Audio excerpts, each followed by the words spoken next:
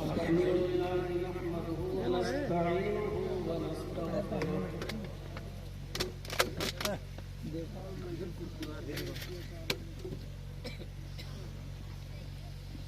व नऊज़ु बिल्लाहि मिन शुरूरि अनफुसिना व मिन सय्यिआति अअमालिना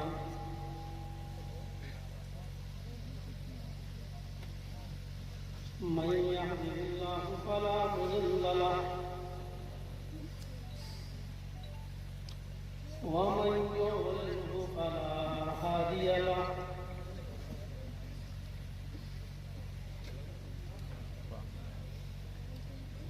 व अशहदु अन ला इलाहा इल्लल्लाह वहदहु ला शरीक लहु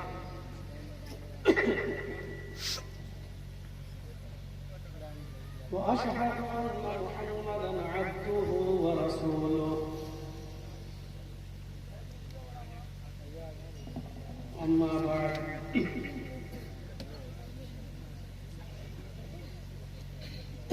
فإن خير الحديث كتاب الله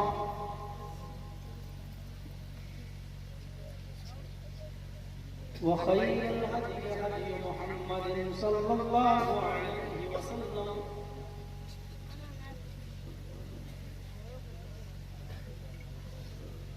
وشر الأمور محدثاتها وكل محدثة بدعة وكل بدعة ضلالة وكل ضلالة في النار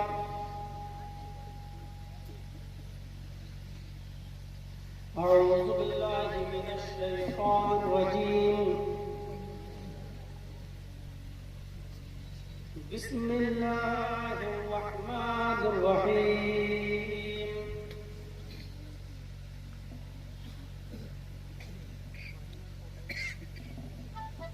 إنما المؤمنون إخوة فأصلحوا بين أخويكم واتقوا الله لعلكم ترحمون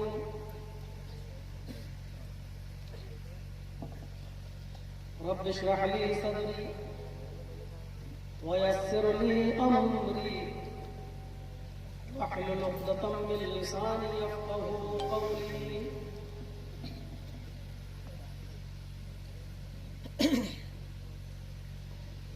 इस अज़ीम शान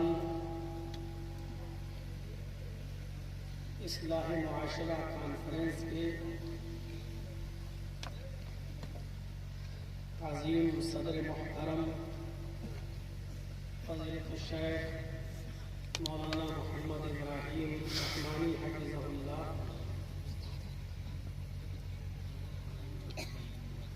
इस इजलास के नाज़िम शेख अब्दुर्रहीम अमीनी हफ़िज़हुल्लाह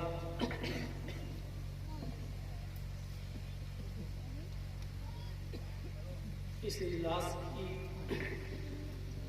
तारीख लेने के लिए बेहद जुस्तजू कद्दोकाविश करने वाले और बार बार कॉल करके उस वक्त तक चैन की सांस न लेने वाले जब तक मैंने वो डेट फाइनल नहीं कर दी हमारे मोहतरम दोस्त डॉक्टर फरीद साहब और डॉक्टर फरीद साहब को बार बार उकसाने वाली शख्सियत जो आपके इलाके के हैं जनाब हमारे मौलाना सिराजी साहब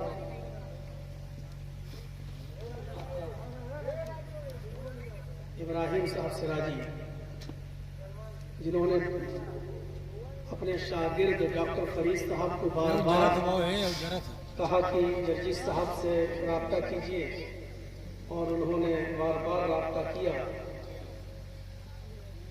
बहरहाल ये तारीख आपको मिली और अल्लाह रब्बुल आलमीन ने मुझे इस इजलास में पहुँचने की तौफीक बख्शी। स्टेज पर इतने उलमा हैं कि हम सबका एक एक करके नाम नहीं ले सकते। मौलाना नसीम मदनी हफिज़हुल्लाह, अहमद हुसैन फैज़ी हफिज़हुल्लाह और दीगर हमारे मुअक्कर उलमा जो स्टेज पर बैठे हैं, जिन्होंने अब तक रात के आधी रात गुजर जाने के बाद भी अब तक जमे हुए हैं और बैठे हैं जमाई के साथ और कुर्ब जमात से तशरीफ़ लाने वाले अतराफ़ व अकनाफ़ से आए हुए हमारे मुअज़्ज़ज़ सामीन हज़रात, जो इशा की नमाज से लेकर अब तक मुख्तलिफ उलमा को उन्होंने सुना, मुख्तलिफ अनावीन पर उनके मुख्तलिफ उसलूब लहजे में उनकी गुफ्तगू को सुना। बस दुआ है इस बात की कि अल्लाह रब्बुल आलमीन हमें और आपको, यानी कहने वालों को भी और सुनने वालों को भी अमल करने की तौफीक अता फरमाए। इस्लाही मुआशरा कॉन्फ्रेंस या इस्लाही मुआशरा के नाम से जो इजलास यहाँ मुनाकिद किया गया है, ये बहुत ही उजलत में आपको वक्त मिला है, वरना लोग 2 महीने 3 महीना पहले से डेट ले लेते हैं और फिर उसका इंतज़ाम करते हैं, उसी वक्त लग जाते हैं। ऐसे मौके पर मैं नहीं भूलूंगा अपने साथ आए हुए हमारे डॉक्टर अब्दुल कादिर साहब, जो इस वक्त स्टेज पर बैठे हुए हैं हमारे साथ। ये लखनऊ से हमारे साथ चले हैं, इनको मैं लेकर आया हूँ। अभी आपने सुना होगा हमारे वालिद साहब की तबीयत नासाज थी, मैंने अपने फेसबुक पर भी डाला था और काफ़ी लोगों ने दुआओं से नवाजा। आप ही गए हॉस्पिटल है लखनऊ में, इंजीनियरिंग कॉलेज चौराहे पर अल्फा हॉस्पिटल के नाम से, उसी हॉस्पिटल में मैंने अपने वालिद मोहतरम को एडमिट किया था। आपकी जानकारी के लिए बता दूं कि मेरे वालिद मोहतरम इस वक्त 75 साल की उम्र के हैं। उनका एक लंग, एक फेफड़ा उनका बिल्कुल खराब हो चुका है, दूसरे फेफड़े पर चल रहे हैं। कमजोरी काफ़ी है, 34-35 किलो शायद वजन रह गया है और काफ़ी दिक्कत थी, सांस लेने में परेशानी थी। अब हमारी जमात से मुंसलिक हैं डॉक्टर अब्दुल कादिर साहब, मैंने उन्हीं हॉस्पिटल में एडमिट किया और अल्हम्दुलिल्लाह काफ़ी दिन जमाई के साथ डॉक्टर साहब और उनकी पूरी टीम ने और जो उस मर्ज का स्पेशलिस्ट डॉक्टर था उन्होंने देखभाल की और कुछ दिन में हमारे वालिद मोहतरम को कुछ आराम मिला, हॉस्पिटल से डिस्चार्ज हुए और अपने काबा जा चुके हैं। दुआ कीजिए अल्लाह रब्बुल आलमीन से कि अल्लाह रब्बुल आलमीन हमारे वालिद मोहतरम को मुकम्मल शिफा अता फरमाए। एक बाप होने के नाते एक बेटे का गम था उनको, जब हम, जैसा कि मेरे साथ ने जिक्र किया, किसी हासिल होता है, मुख्तलिफ चीज़ें होती हैं और कोई एक चीज़ किसी के हसद का जरिया बन जाती है। इलेक्शन इंतखाब होता है हमारी जमीयत जमात का, वो आप जानते हैं कि जमात का अमीर प्रेसिडेंट कौन बनेगा। अब लोगों ने मुझे वहाँ से इटावा से और फिर यूपी से हमको वहाँ का मगरबी यूपी से अमीर बना दिया। तो इसी बात की टेंशन में और इसी बात की जिद में उसको जब वोट कम मिले और वो हार गया या उसको उस लायक नहीं समझा, तो उसने बहुत से इल्ज़ाम लगाने की कोशिश की और जब कोई इल्ज़ाम लगाने में कामयाब नहीं हो सका तो बनारस में एक भाड़े की और किराए की कोई लड़की लाकर उसने हमारे मुकाबले में खड़ा करके कई लाख रुपया देकर हमारे खिलाफ उसने बयान दिलवाया। बहरहाल झूठ का कोई सर और पैर नहीं होता। आप देख रहे हैं आशा को आज तक बेल नहीं मिली, राम रहीम को आज तक बेल नहीं मिली, चिन्मयानंद देख लीजिए आज भी बेल नहीं मिली। अल्हम्दुलिल्लाह, अल्लाह का शुक्र है केस में कोई दम नहीं थी, इसलिए बनारस की कोर्ट दबाव में आकर फैसला तो सुना दी, लेकिन हाई कोर्ट में जब हमारा मुकदमा गया तो हाई कोर्ट के जज को ये कहना पड़ा कि मोहम्मद जर्जीज को राजनीतिक षड्यंत्र का शिकार बनाया गया है। और पूरी फाइल देखने के बाद ऐसा लगता है कि मीडिया के दबाव में आकर लोअर कोर्ट ने ये सजा सुनाई है। पूरी फाइल पढ़ने के बाद ये शख्स एक दिन भी जेल में रहने के लायक नहीं है, इसलिए इमीडिएटली बेल यानी तत्काल इनको जेल से छोड़ा है। ये तत्काल का लफ्ज इमिडिएटली का लफ्ज बहुत कम लोगों के साथ मिलाया जाता है। हाई कोर्ट के अंदर नहीं चल पाया और हमें फौरन हमको वहाँ से बिल मिली 5-6 महीने, जिसको 10 साल की सजा सुना दी गई हो वो 5-5.5 महीने में बाहर आ जाए, ये बहुत बड़ी बात है। वरना हमारा दुश्मन तो ये चाह रहा था कि 10 साल पूरे करके निकले। डॉक्टर फरीद साहब वाकिफ हो, कई मरतबा हमसे मिलने आ चुके थे बनारस में, हर महीने आते थे, बहुत सा कुछ सामान लेके आते थे। मैं इनका शुक्रगुजार हूँ, इन्होंने हमारे जेल में जाने के बाद हमारे वालिद मोहतरम को भी तसल्ली दी। इसको बंद कर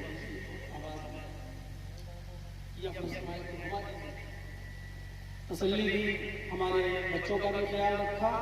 और आज मैं आपके इजलास में अकेले नहीं अपनी फैमिली के साथ भी आया हूँ। बच्चों की छुट्टी थी, जून में अक्सर स्कूल बंद रहते हैं, तो मैंने कहा चलो तो मैं अपनी फैमिली के साथ भी आया हूँ। मेरा छोटा बच्चा तो यही बैठा हुआ है, आप देख रहे हैं, बड़ा बच्चा वहाँ है, वो दोनों स्टेज पर बैठे हुए हैं।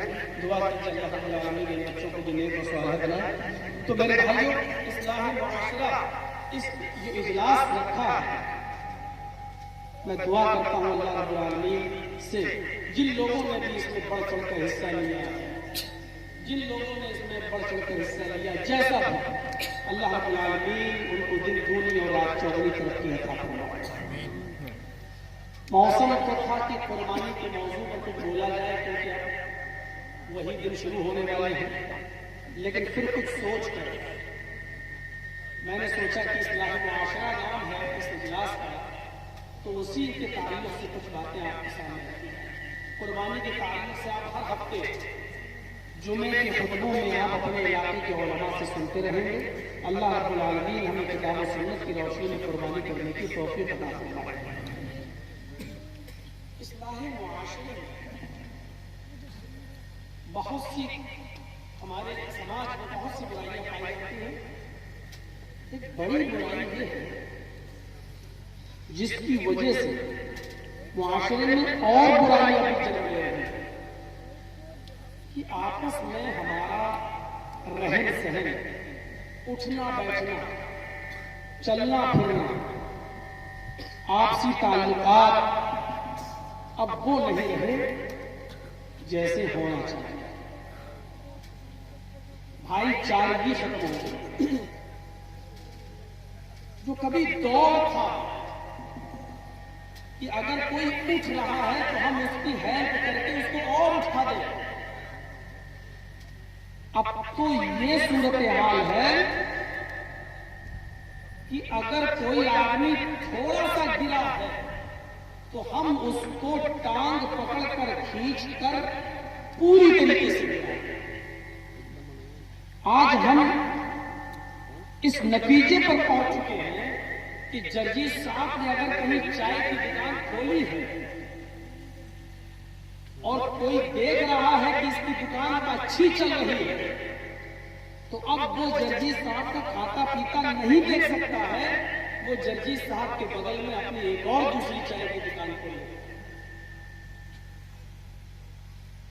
एक कपड़े की दुकान ऑलरेडी है, अगर अच्छी चल रही है तो हम उसके बगल में अपनी दुकान एक और खोल के बैठ जाते हैं।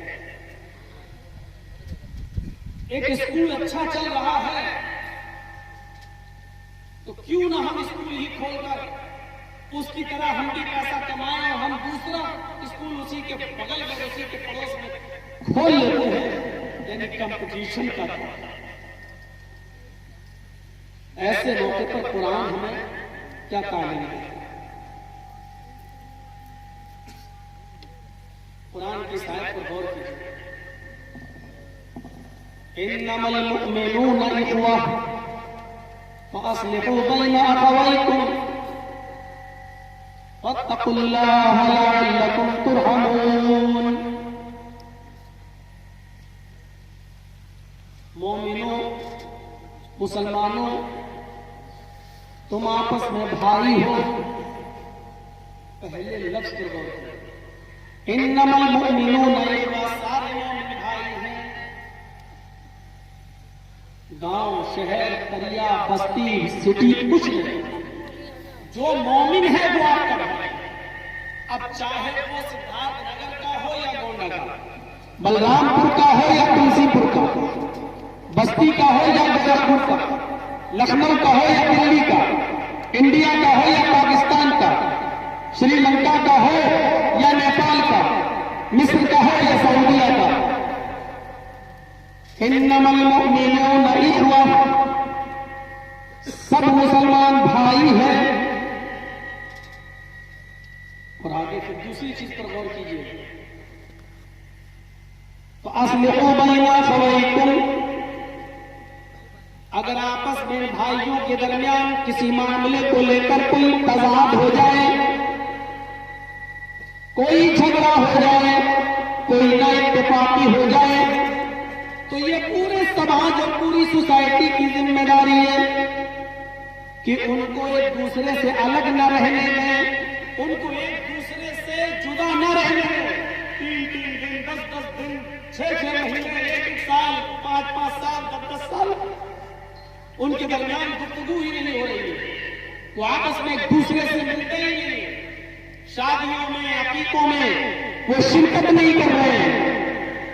ये मुस्लिम समाज की जिम्मेदारी है, ये मुस्लिम सोसाइटी की जिम्मेदारी है, ये उस इलाके के मुअज़्ज़ज़ अफराद की जिम्मेदारी है कि जब वो ये तय करें कि फला शख्स फला आदमी से, फला शख्स से आपस में बातचीत बंद है, गुफ्तगू बंद है, बातचीत नहीं हो रही है, किसी भी मामले को लेकर तनाव है, झगड़ा है, अल्लाह रब्बुल आलमीन उसी समाज के सर्वदा लोगों को हुक्म दे रहा है, फअस्लिहू बैना अखवैकुम, तुम उन भाइयों के दरमियान सुलह करा दिया करो, आपस में उन दोनों के दरमियान झगड़ा खत्म करा दिया करो। फअस्लिहू बैना अखवैकुम, ये तुम्हारी जिम्मेदारी बनती है कि तुम उन दोनों के दरमियान सुलह करा दो, उन दोनों के दरमियान भाईचारगी पैदा करा दो। वत्तकुल्लाह, हर हाल में अल्लाह से डरते रहना, अल्लाह से डरते रहना, यानी जब सुलह कराने जाओ तो उधर भी अल्लाह से डरना। यहां बड़ी अजीब बात कही अल्लाह से डरते रहना। क्यों? क्योंकि जब आप सुलह कराते हैं तो उस वक्त थोड़ी सी रियायत हो जाती है, तो आदमी आपस में लड़े हुए हैं, हमको और मौलाना इब्राहिम साहब को कह दिया गया सुलह कराओ, डॉक्टर फरीद साहब और नसीम मदनी साहब ने हम लोगों को 4 आदमी को कह दिया गया सुलह कराओ। अब ऐसे मौके पर मैं देखता हूं कि फला आदमी मेरा रिश्तेदार है, तो अब हम कोशिश करेंगे कोई ऐसी बात कहने की जो हमारे रिश्तेदार के फेवर में जाए,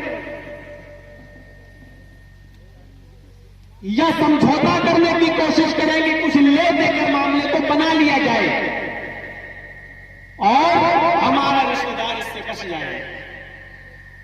और जहां ले देकर मामले को बनाने की कोशिश की जाती है, वहां इंसाफ का मर्डर होता है, हक का मर्डर होता है, हक पर खंजर चलता है। इसलिए फरमाया फत्तकुल्लाह, जब तुम आपस में एक दूसरे के दरमियान सुलह कराओ, हर हाल में अल्लाह से डरते रहना, यानी इंसाफ की बात करना, चाहे वो तुम्हारे रिश्तेदार के खिलाफ ही क्यों न जाए। अल्लाह से डरते रहना, लअल्लकुम तुरहमून, ताकि तुम्हारे ऊपर रहम किया जा सके।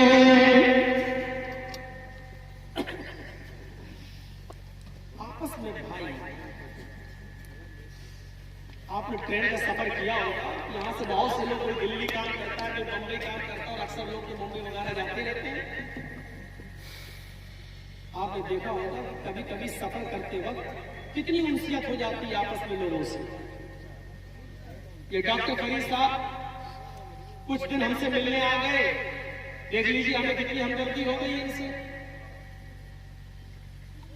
जर्जी साहब दिल्ली से बैठे, कलकत्ता जाना है, हावड़ा, हमारी ट्रेन कानपुर और इलाहाबाद को क्रॉस करती हुई मुगल सराय स्टेशन पर पहुंची। देख रहा हूं कि हमारे बगल में भी एक साहब बैठे हुए हैं, माशाल्लाह उनकी भी दाढ़ी है, अलग सलैब हो गया, बातचीत होने लगी।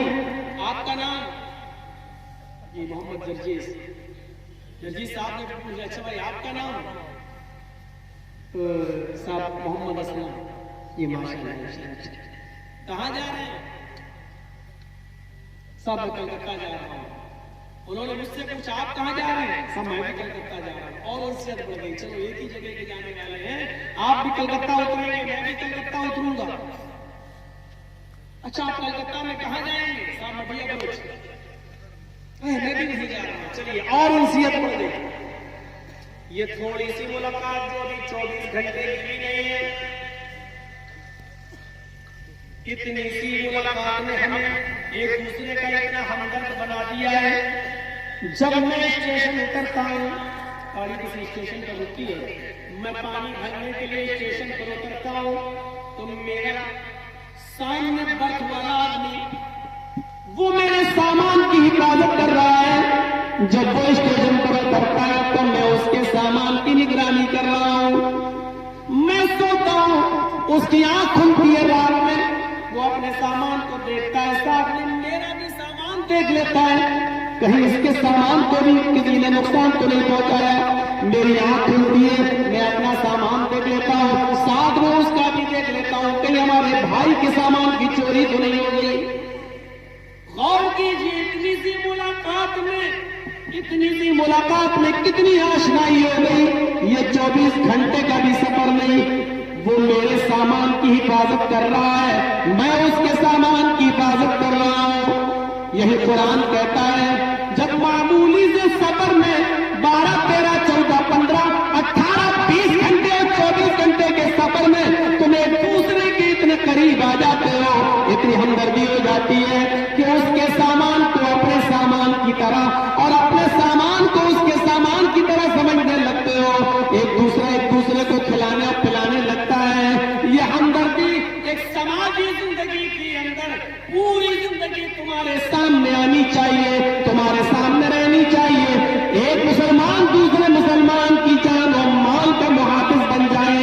एक मुसलमान दूसरे मुसलमान अपनी जान जिस तरह समझता है, दूसरे की जान को भी उसी तरह समझे।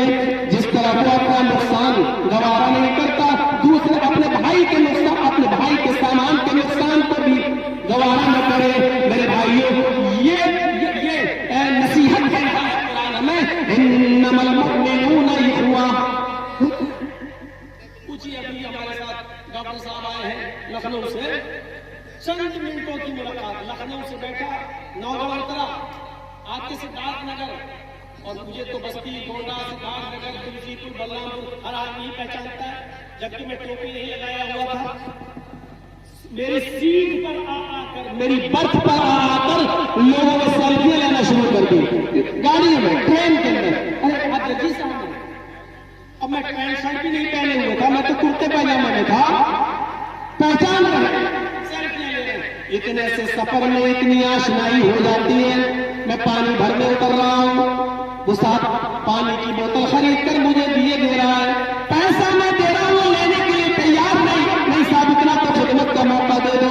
चाय पीने के लिए चाय ले रहा हूँ, दूसरा आदमी चाय का पैसा मुझे नहीं देने दे रहा, नहीं साहब मैंने दे दिया, चाय वाला बोला पैसा पेमेंट हो गया। गौर करो, ये चंद लम्हों की मुलाकात एक दूसरे को इतना करीब कर देती है। आप मुसलमानों, तुम जिस समाज में रहते हो वहां भी मुसलमानों का मयार यही रहना चाहिए, इन्नमल मुअ्मिनूना इख्वा। सारे मुसलमान आपस में भाई भाई है, एक दूसरा सब एक भाई है, कोई मुसलमान ऐसा नहीं है, सब भाई है। यह अलग बात है कि भाइयों में तजाद हो सकता है, भाइयों में झगड़ा हो सकता है, भाइयों के अंदर जो है किसी के मामले में इख्तिलाफ हो सकता है। कुरान उसी की वजाहत कर रहा, कह रहा है फअस्लिहू बैना अखवैकुम। जब दोनों भाइयों में तजाद हो जाए, तनाज़ा हो जाए, झगड़ा हो जाए, इख्तिलाफ हो जाए, तो ऐ समाज के सरूरता लोगों, ऐ हाकिमों, ऐ प्रधानों, ऐ प्रमुखों, ऐ मुखियाओं, ऐ गांव में मुअज़्ज़ज़ हस्तियां कहलाने वालों, तुम्हारी जिम्मेदारी बनती है कि उन दो भाइयों को आपस में एक दूसरे को ज्यादा दिन तक जुदा न रहने दो, ज्यादा दिन तक अलग न रहने दो। फअस्लिहू बैना अखवैकुम, तुम उन दोनों के दरमियान सुलह करा दिया करो। उलमा बैठे पूछो, अल्लाह के नबी सल्लल्लाहु अलैहि वसल्लम ने फरमाया, अगर दो मुसलमानों को आपस में मिलाने के लिए तुमने बहुत कोशिश की, लेकिन वो आपस में मिल नहीं रहे, और तुम्हें ये मालूम है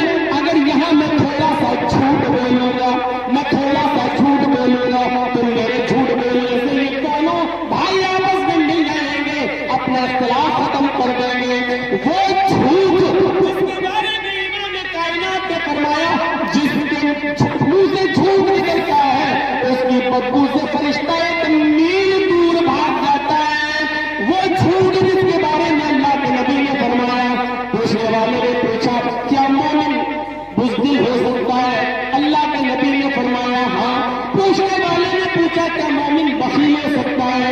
अल्लाह के नबी ने फरमाया हाँ, मोमिन बखील भी हो सकता है। फिर पूछने वाले सहाबी ने पूछा क्या मोमिन झूठा भी हो सकता है? अल्लाह के नबी फरमाते नहीं, मोमिन की ये शान नहीं कि वो झूठ बोले। वो नबी जो झूठ को किसी भी कीमत पर गवारा नहीं कर रहे हैं, लेकिन यहाँ फरमाते हैं अगर झूठ बोलने से तो भाई तो मुसलमान आपस में एक हो रहे हैं, अपना झगड़ा खत्म कर रहे हैं, तो यहाँ झूठ बोलकर उन दोनों को एक कर दो, उन दोनों का इख्तिलाफ मिटा दो, उन दोनों को आपस में मिला दो। अल्लाह के रजिस्टर में तुम्हें झूठा नहीं लिखा जाएगा। यानी झूठ बोलने की इजाजत यहाँ दी जा रही है।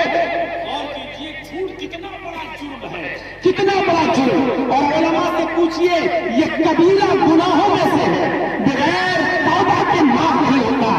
लेकिन इस कबीरा गुनाह को भी दो मुसलमान भाइयों के इख्तिलाफ को खत्म करने के लिए जानबूझकर भी अगर झूठ बोलना पड़ रहा है तो यहाँ झूठ बोला जा सकता है, इजाजत है शरीयत में। और कहा कि ऐसे शख्स को गुनाह नहीं मिलेगा क्योंकि वो एक अच्छे काम के लिए झूठ बोल रहा है, तो मुसलमान भाइयों के दरमियान झगड़ा खत्म कराने के लिए झूठ बोल रहा है। ये इस्लामी रिश्ता, ईमानी रिश्ता खूनी रिश्ते से बढ़कर होता है। एक आपका सगा भाई और एक इस्लामी भाई, एक ईमानी भाई। इन दोनों रिश्तों में ईमानी रिश्ता ज्यादा मजबूत होता है।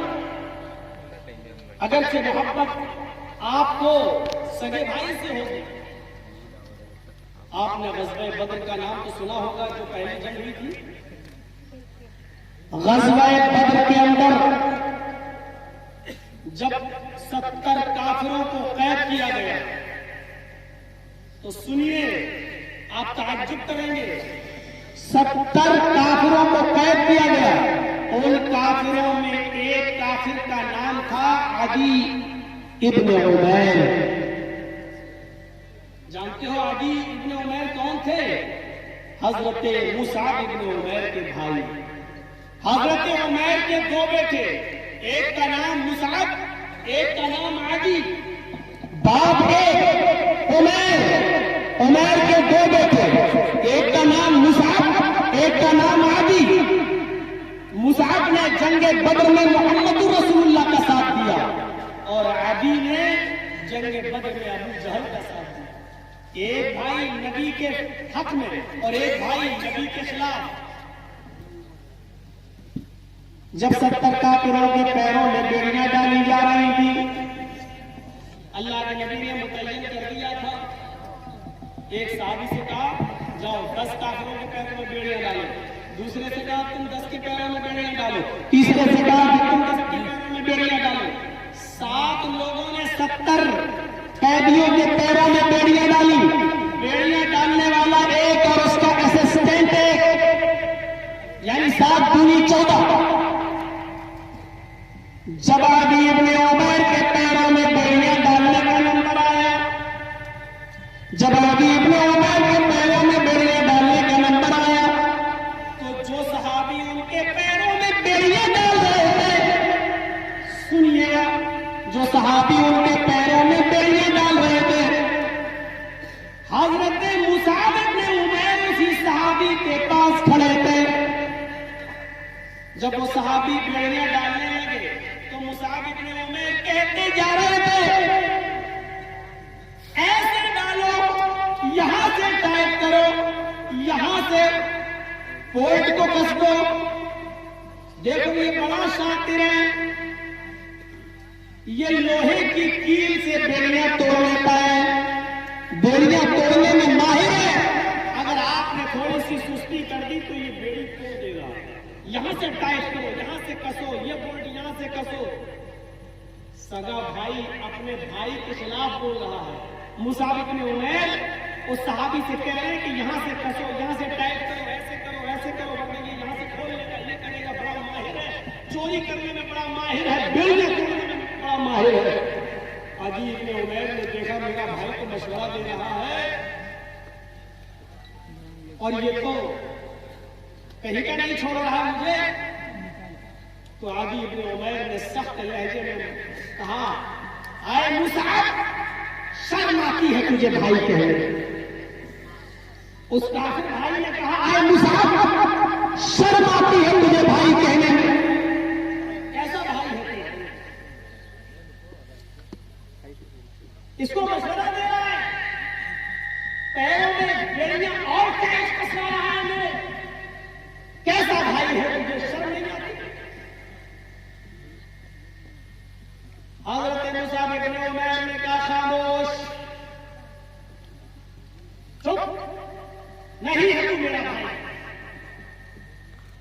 अपने सगे भाई से क्या कह रहे हैं मुसाब इब्न उमैर? नहीं है तू मेरा भाई। आदि ने कहा, मैं तुम्हारा भाई नहीं हूं। आए मुसाब, क्या तुम उमैर के बेटे नहीं हो? क्या तुम्हारा बाप उमैर नहीं है? क्या उमैर का खून तुम्हारी रगों में नहीं दौड़ रहा है? हज़रत मुसाब इब्न उमैर ने कहा, हाँ यादी, ये सच है कि तेरी रगों में भी उमैर का खून है और मेरी रगों में भी उमैर का खून। ये सच है कि तू भी मेरे बाप का बेटा है और मैं भी अपने बाप का बेटा हूं। आयादी, ये सच है कि मेरा और तेरा बाप एक है, लेकिन भाई की जहां तक बात है, तू मेरा भाई नहीं। खून दौड़ रहा तो क्या हुआ? तेरे नाम के आगे बाप का नाम भी जुड़ा हुआ है तो क्या हुआ? मेरे नाम के आगे भी उमैर का नाम जुड़ा है, लेकिन तू मेरा भाई नहीं है। आए आदि, जानना चाहता मेरा भाई कौन है?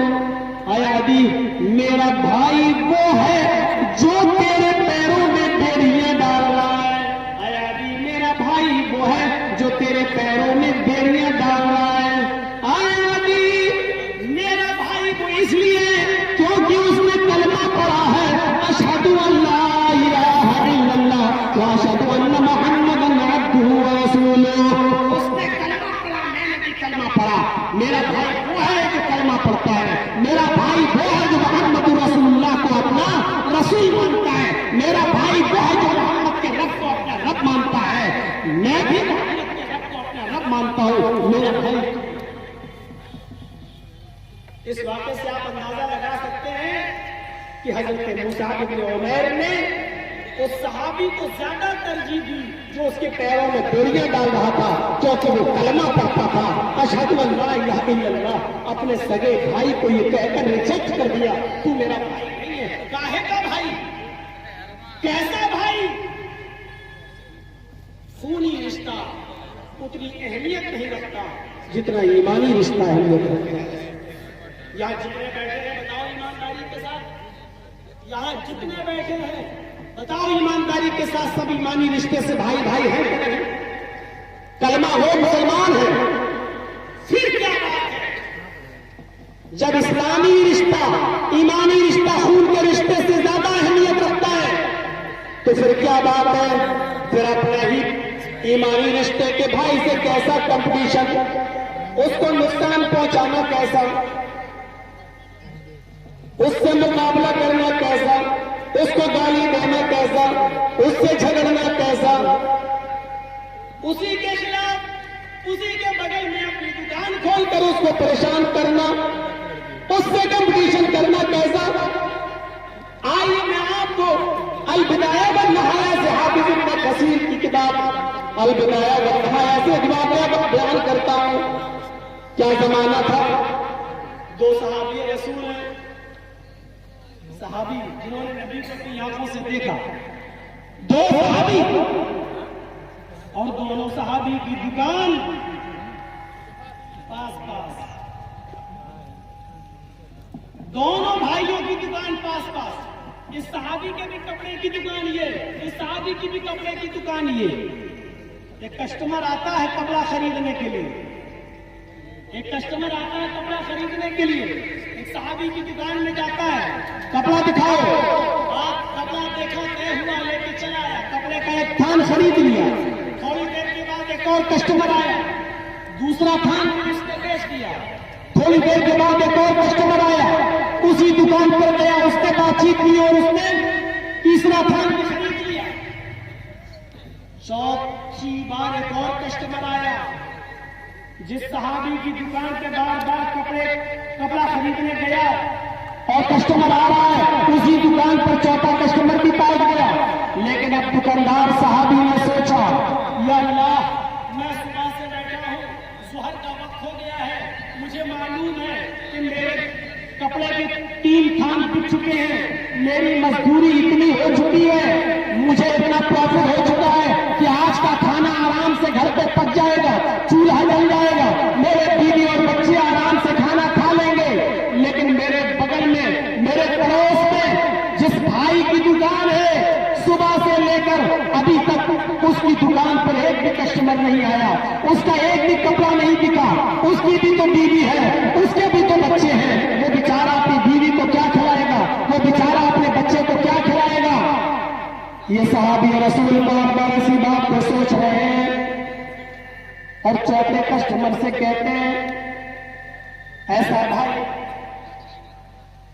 आप ये कपड़ा मेरी दुकान पर लेना चाहते हैं, वो खत्म हो चुका है, वो 3 थान तीनों बिक चुके हैं। अब वैसा ही बल्कि उससे भी अच्छा कपड़ा मेरे भाई की दुकान पर मौजूद है, वो पड़ोस में आप चले जाइए और वहां से खरीद लीजिए, मुझसे भी अच्छा कपड़ा वहां मिल जाएगा आपको। और उसने वहां रेफर कर दिया और उस सहाबी ने भी कपड़ा बेच दिया, उसकी भी मजदूरी हो गई, उसकी भी कुछ इनकम हो गई। क्या ये तसव्वुर आज के दौर में किया जा सकता है? इन्नमल मुमिनून इख्वा का तकाज़ा क्या है? 3 कपड़ा मेरे बिक चुके हैं, मेरी बीवी बच्चे खा लेंगे, हो गया, इसका एक भी नहीं बिका। मेरे पास आने वाले कस्टमर को मैंने उसके पास भेज दिया, जाओ, वो हमसे भी अच्छा कपड़ा बेचता है, उससे ले लो। और उसने दूसरे का कपड़ा बिकवा दिया। ये कौन सा तसव्वुर था? हमारे नबी तो ये तालीम देने आए थे कि तुम दूसरे की भी हमदर्दी अपने अंदर पैदा करो, और यही तो गमख्वारी थी, यही तो इस्लाम की तालीम थी। इस्लाह मुआशरा इजलास के हवाले से हमें गौर करना चाहिए और सोचना चाहिए, क्या ये चीज है हमारे मुआशरे में? इस्लाम क्या कहता है? आज ये भाईचारगी खत्म हो चुकी है।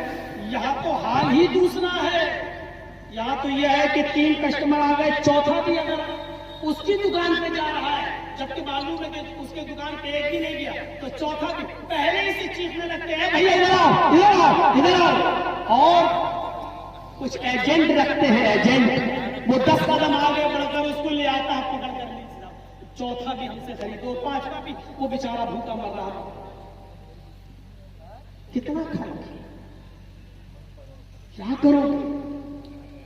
अच्छा, ऐसा नहीं लगता कि ये सिफत कुत्तों की होती है? गांव में एक बैल मर गया, गांव में एक बैल मर गया, एक कुत्ता उस बैल को नोच नोच के खा रहा है, मरे हुए बैल को। उस बैल की बदबू को सुनकर मोहल्ले के उस गांव के दूसरे कुत्ते भी चले आए। वो कुत्ते भी उस मरे हुए बैल को खाना चाहते हैं, लेकिन जो कुत्ता उस मरे हुए बैल को खा रहा है, वो गांव के दूसरे कुत्तों को यहां नहीं आने दे रहा, भौंक भौंक कर भगा रहा है, भौंक रहा है उनके ऊपर। और ये कुत्ता दूसरे कुत्तों को अपने पास नहीं आने दे रहा। ये कुत्ता कितना खा लेगा? ईमानदारी के साथ बताइए, मरा हुआ बैल है, एक कुत्ता उस मरे हुए बैल को कितना खा लेगा? अरे 2 किलो, 3 किलो, 4 किलो, ज्यादा से ज्यादा 5 किलो। यहां तो 3 कुंटल पड़ा हुआ है, 3 कुंटल। यहां तो पूरा 3 कुंटल पड़ा हुआ है। लेकिन कुत्ते की सिफत यह है, सड़ता है तो सड़ जाए, फिटता है तो फिट जाए, नालियों में बहता है तो बह जाए, खराब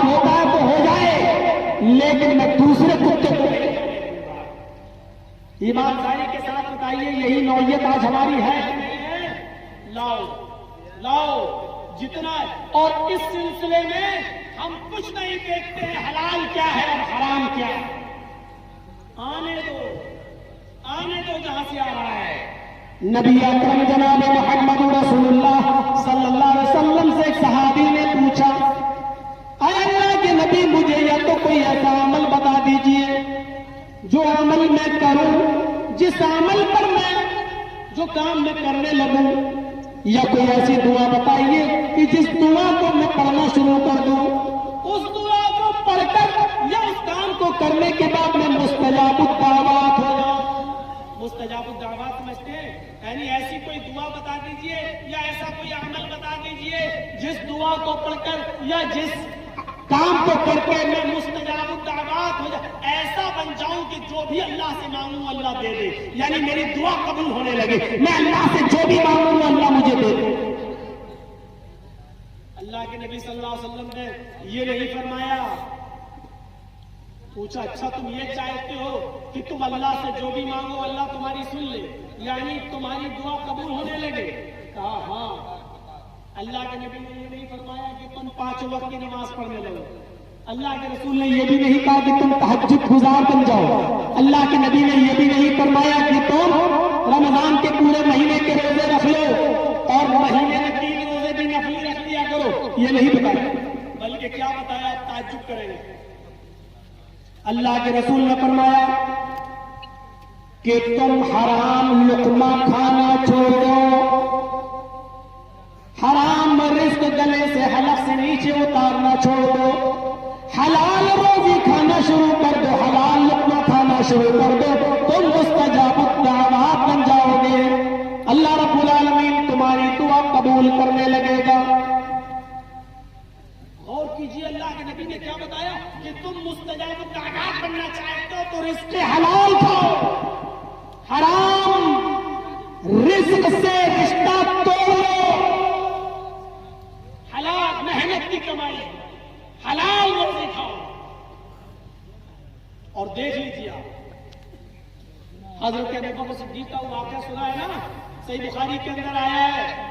उनके गुलाम ही ने एक मर्तबा खजूर लाकर रख दिया था और अबू बकर सिद्दीक ने खा लिया था। गुलाम ने कहा, आज मेहनत नहीं की है, किसी से झूठी कहानत गढ़ी थी, उसने तोहफे में दिया था। किसी की बीवी को देखकर कह दिया था, ये आपकी बीवी है? कहा हाँ। माशाल्लाह, भाभी के पेट में बच्चा है, लड़का होगा। उस आदमी ने कहा, अरे तुम्हें कैसे मालूम? इसने कहा, मैं तो बहुत पहुंचा हुआ आदमी हूं, मैं तो पेट देख के बता देता हूं लड़की है कि लड़का। और इत्तेफाक से 2-3 महीने के बाद उसको लड़का ही हुआ। तो उसने कहा, है अबू बकर अपने मालिक से, आका वो तो मैंने अंधेरे में लाठी मारी थी, धूल में लाठी मारी थी, अंधेरे में तीर चलाया था और निशाने पे लग गया, उसको आज लड़का ही हो गया तो मारे खुशी में देने आया, वो मुझे बहुत पहुंचा हुआ बाबा समझते हैं। हजरत अबू बकर ने कहा कि माँ के पेट में क्या है ये तो अल्लाह के अलावा कोई नहीं जानता, इसका मतलब यह है कि तू झूठी कहानत गढ़ गई। उसको बताया था और उसने आज तोहफे में ये दिया, ये तो मेरे लिए हराम था। फरमाया, आपने पूछा ही नहीं तो मैं क्या करूं? कहा, पानी लाओ। हजरत अबू बकर सिद्दीक ने पानी पिया और 3 उंगली हलक में डाली और कह किया, थोड़ा सा खजूर निकला। फिर पानी पिया, फिर उंगली डाली, फिर कह किया, फिर खजूर निकला। फिर पानी पिया, फिर उंगली डाली, फिर कह किया। उस वक्त तक पानी पीते रहे और तय करते रहे जब तक कि पूरा का पूरा खजूर हजरत अबू बकर सिद्दीक के हलक से नीचे निकल नहीं गया। और जब निकल गया तो क्या कहा अपने गुलाम से, जब कोई हराम का एक लुकमा खाता है अल्लाह ताला उसके दिल पर एक स्याह नुक्ता बिठा देता है।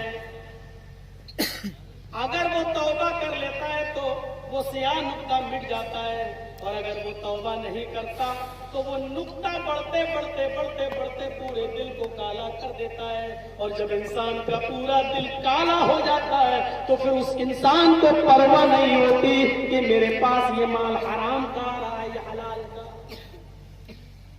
और यकीन ना आए तो देखो, जब हम हलाल लुकमा खाते थे, अपनी बीवी को हलाल लुकमा खिलाते थे, जब हम हलाल खाते थे, अपनी बीवी को हलाल लुकमा खिलाते थे, बहुत कड़वी बात कहने जा रहा हूं, सुनना पड़ेगा, तुम्हें भी सुनना पड़ेगा, तुम्हारे बाप को भी सुनना पड़ेगा। यहां जब तक मैं हूं, यह अथॉरिटी मुझे तुमसे नहीं, जनाबे मोहम्मद रसूलुल्लाह से मिली है। यह अथॉरिटी गांव के प्रधान से नहीं, चौधरी से नहीं, सरमायादार से नहीं, यह अथॉरिटी मोहम्मद रसूलुल्लाह से मिली है। जब हम हलाल लुकमा खाते थे और अपनी बीवियों को हलाल लुकमा खिलाते थे, तो इब्ने तैमिया, हमारी बीवियों के माओ के पेट से इब्ने तैमिया पैदा होते थे, इब्ने कय्यिम पैदा होते थे, अहमद इब्ने हंबल पैदा होते थे, इमाम मालिक पैदा होते थे। जब हलाल लुकमा खाते थे तो मुत्तकियों, परहेजगार शख्सियतें और बुजुर्ग पैदा हुआ करते थे हमारी माओं के पेट से। और जब हमने हराम लुकमे खाना शुरू किए और अपनी बीवियों को भी हराम लुकमा खिलाना शुरू किया, तो माफ कीजिएगा, टिकटॉक पे डांस करने वाली डांसरें और नाचने वाली लड़कियां और बेटे हमारे घरों में पैदा हो रहे हैं, ये माले हराम है। बाप बड़ा खुश होता है अपनी बेटी को टिकटॉक पे डांस करते हुए देखता है, माशाअल्लाह मेरी बेटी क्या डांस करती है, जमाने के साथ कदम से कदम मिला के चलती है। कितनी डिबेट चल रही है,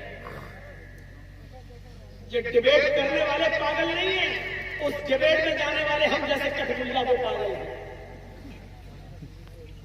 कोई जरूरत ही नहीं है इन कठमुल्लाओं की उस डिबेट में जाने की, जब तुम जानते हो कि आज के इस दौर में पूरी मीडिया टिकी हुई है, तुम क्यों जा रहे हो? 72 हूरों में डिबेट चल रही है।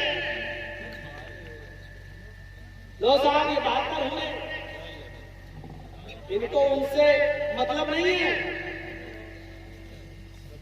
ये सिर्फ ये दिखाना चाहते कि देखिए ये इस्लाम मुसलमानों को नमाज और पढ़ने का हुक्म और रोजा रखने का हुक्म भी देता है, तो ये मुसलमान इस लालच में पड़ते हैं कि इनको जन्नत के अंदर 72 हूरे मिले, यानी हूरों के लालच में इबादत करते हैं। ये दिखाना चाहते हैं इस डिबेट के जरिए। मेरे ऊपर अगर हाई कोर्ट की तरफ से लगी हुई कुछ बंदिश न होती तो मैं बताता कि तुम्हारी किताबों में ये काम करने पर कितनी कितनी अप्सराएं देने का लालच दिया गया है। ऋग्वेद में, यजुर्वेद में, अथर्ववेद में, मनुस्मृति में, कि तुम्हारी भी नारी मर जाती है, छुरी का दिल तुम्हें दिया गया। हमारे यहाँ तो सिर्फ 72 है, तुम्हारे यहाँ तो एक एक नेक काम करने पर 1,000 अप्सराएं देने का लालच दिया गया। लेकिन मैं उस तरफ जाना नहीं चाहता। हमारे काम से तुम्हें क्या मतलब? जब तुम हमारे इस्लाम को मानते ही नहीं हो तो तुम्हें क्यों डिबेट करने की जरूरत पड़ रही है उस पर? मैं कब कह रहा हूं कि तुम मानो, मैं कब कह रहा हूं कि नमाज पढ़ो और 72 हूरों को लेने जाओ? भाई हमारा अकीदा हम मानते हैं, हमारे अकीदे पर तुम्हें एतराज क्यों हो रहा है? तुम्हारा अकीदा है जुआ खेलोगे तो भैंस का जन्म होगा, हमने कभी एतराज किया? तुम्हारा अकीदा है, मनुस्मृति में लिखा है कि चोरी करोगे तो मरने के बाद बिल्ली बनाए जाओगे, हमने कभी एतराज किया? ये बुरा काम करोगे तो बंदर बनाए जाओगे, ये काम करोगे तो सुअर बनाए जाओगे, हमने कभी एतराज किया? अरे हमारे यहाँ तो यह कि मरने के बाद 72 हूरें मिलेंगी, चलो हमारे यहाँ ये काम करो तो कम से कम। अरे भाई, अल्लाह ताला ने, ऊपर वाले ने हर शख्स के दिल में, औरत के दिल में मर्द की और मर्द के दिल में औरत की मोहब्बत को रखा है। अगर ये लालच देखिए आपको एतराज है, अब हम डिबेट करने लगे कि बताइए ये काम करोगे तो बंदर बनोगे, ये काम करोगे तो सुअर बनोगे, तो आप कहोगे साहब हमारा अकीदा तुम्हें नहीं मानना तो मत मानो। तो आपका अकीदा है, मुझे एतराज नहीं है,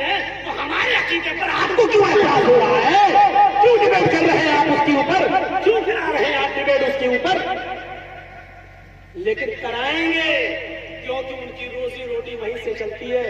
ये हड्डियां कहां से डाली गई है मुझे अच्छी तरीके से मालूम है। और मीडिया के बारे में हमारी तकरीर आपने सुनी हुई होगी, पुरानी तकरीर उठा के देख लेना। कोई आदमी अगर जमुना में गंगा में डूब के मर रहा है और मीडिया वाले वहां पहुंच जाएं और देख रहे हैं कि आदमी डूब रहा है, जल्दी से जाओ उसको बचा लूं, तो मीडिया वाला डूबते हुए आदमी को बचाएगा नहीं, अपना कैमरा अपना फेंक कर नहीं उसको डूबते हुए आदमी को बचाएगा नहीं, बल्कि वो डूब रहा है तो उसके मुंह में माइक घुसेड़ के पूछेगा डूबते हुए कैसा लग रहा है, इस वक्त आप कैसा महसूस कर रहे हैं, इस वक्त आपको कैसा लग रहा है। ये है आज की मीडिया। उस डूबते हुए आदमी के मुंह में भी माइक घुसेड़ के पूछेगा, वो कहेगा बच्चा मैंने पहले निकाल कर जूता मार के बताऊंगा कि कैसा लग रहा है, तुझे धक्का देके डुबो दूंगा, फिर पूछूंगा अब बता तुझे कैसा लग रहा है। तो आजकल की मीडिया ये है, और इतनी गालियां खा रहे हैं, इतनी गालियां खा रहे हैं, लेकिन क्या करें, हराम माल लोगों को बेशरम बना देता है, हराम माल लोगों को बेशरम बना देता है। देखिए अभी आपने सुना होगा बुलंदशहर के अंदर जो 4 मंदिर के अंदर मूर्तियां तोड़ी गई, मीडिया वालों ने पहले ही फैसला करके मीडिया को दिखाना शुरू कर दिया कि देखिए कौन है, इनके तार कौन से ISI के एजेंटों से जुड़े हैं, कहां है ये, पहले ही साबित कर दिया। और बाद में वहां के SP ने बताया कि ये चारों पकड़े गए लोग हिंदू हैं, मुसलमान नहीं है। तब देखो बेचारा ऐसे शरीर की वजह से सर झुकाए हुए, लेकिन माफी मांगने की हिम्मत उसकी तब भी नहीं है। और तुम्हें मालूम है जब मीडिया इतनी बेशरम हो चुकी है तो ये गाड़ी वाले कटमुल्ला वहां पहुंच के जाते हैं 5,000 रुपए के लालच, सिर्फ एक डिबेट का 5,000 रुपए मिलता है और उसी में चले जाते हैं। अरे तुम्हें कौन भेज रहा है, कौन सी तंजीम तुम्हें भेज रही है? मुस्लिम पर्सनल्ला नहीं भेज रहा है, जमात अहले हदीस नहीं भेज रही है, जमीयत उलमा नहीं भेज रही है, जमात इस्लामी नहीं भेज रही है, देवबंदी नहीं भेज रहे हैं, बरेलवी नहीं भेज रहे हैं, शिया नहीं भेज रहे हैं। तुम कौन सी तंजीम की तरफ से जा रहे हो? अरे तुम्हें भेज कौन रहा है? तुम किसकी नुमाइंदगी कर रहे हो? सबसे ज्यादा इस्लाम को जलील इन कटमुल्लाओं ने किया। अभी देखिए एक औरत चप्पल लेकर खड़ी हो गई है मौलाना की, सब वही। जब तुम इस्लाम की इज्जत करना छोड़ोगे तो अल्लाह रब्बुल आलमीन तुम्हारी भी इज्जत उतार देगा और औरतों से तुम्हारी इज्जत उतार लो। तुम वहां डिबेट करने जा रहे हो जहां तुम्हारी चले ही नहीं जाएगी। हमें भी बुलाया था, नाम नहीं लूंगा, कुछ पाबंदियां हैं मेरे ऊपर, बेल बाउंड में कुछ पाबंदियां लगाई गई है, इसलिए मैं नहीं नाम ले सकता। मुझे भी बुलाया गया था। थोड़ी देर के बाद एक सवाल आ गया मेरे पास, ये आपसे सवाल किए जाएंगे। मैंने कहा यार सवाल तो बड़े सख्त है यार। मैंने कहा कोई बात नहीं। 5 मिनट के बाद एक दूसरा लेटर आ गया मेरे पास। मैंने कहा ये क्या है? कहा ये सवाल किए जाएंगे, आप ये जवाब दें। मैंने पढ़ा, मैंने कहा सवाल भी तुम्हारा जवाब? कहने लगे हाँ, सवाल ये होगा जवाब ये देना है। मैंने कहा मेरा फायदा? बोले आप पहली बार आए हो, आपको 10,000 रुपए दे देंगे। मैंने वहीं पर कहा और मैंने कहा ये तो मैंने सीखा, ये सवाल भी तुम्हारा जवाब, सवाल तुम करो जवाब मैं दूंगा। आपने इसमें जो पहला सवाल किया है कि इस्लाम ने औरत को 4 दीवारी के अंदर बंद क्यों कर दिया है, औरत को आजादी क्यों दी गई, इसका जवाब आप जो मुझसे दिलवा रहे हैं ये नहीं दूंगा। इसका जवाब मैं ये दूंगा कि रामचंद्र जी के छोटे भाई लक्ष्मण ने भी अपनी भाभी सीता का चेहरा नहीं देखा। राम की पत्नी सीता जी भी अपनी 4 दीवारी में क्यों रहती थी? उन्होंने अपने आप को अपने देवर के सामने पेश क्यों नहीं किया? देवर छोटे भाई ने रामचंद्र जी के अपनी सगी भाभी का चेहरा नहीं देखा, क्यों?